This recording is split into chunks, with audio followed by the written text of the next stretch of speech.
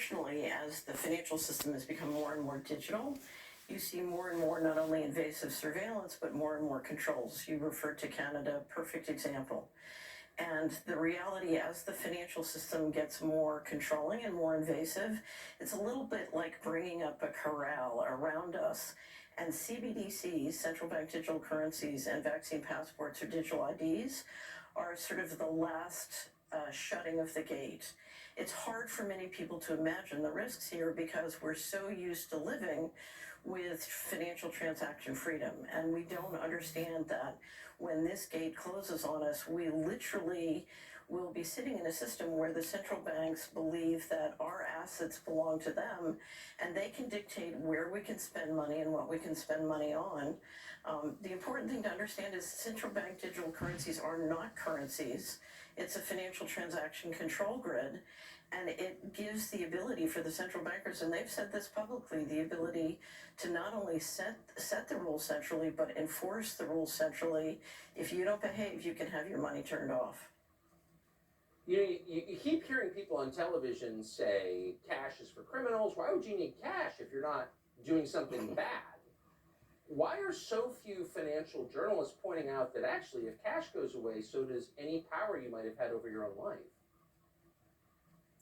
Well, I find a lot more journalists are beginning to understand and are beginning to not only write about this and talk about this, but do documentaries. We just had a new documentary done here out of the Netherlands called State of Control, which does a great job of explaining the invasive nature of this control grid.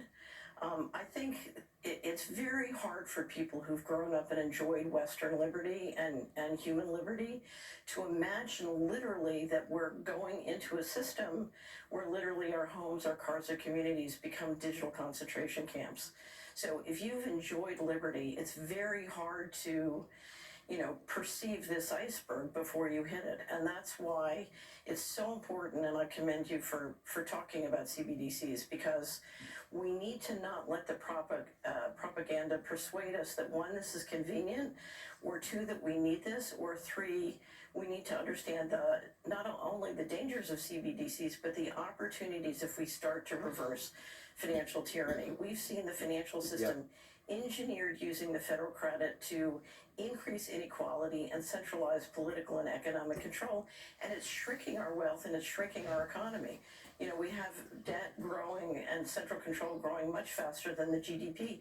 That can be reversed. So the opportunity of rejecting financial tyranny and financial transaction control is so important. And all over the United States, there are great state legislatures working on legislation and passing legislation to protect our right to use cash.